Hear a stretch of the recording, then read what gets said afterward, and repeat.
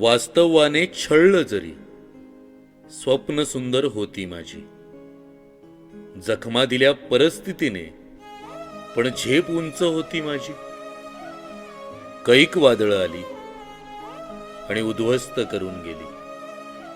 कित्येकदा खेचून पाय अडगळीत ढकलून गेली. वर्तमान जरी अंधारात हरवलेलं माझं, भूतकाळाच्या यातनांनी बेरंग निस्तेज जग, तरी उद्याच्या क्षितिजावर भविष्य नवे उजळेल मी.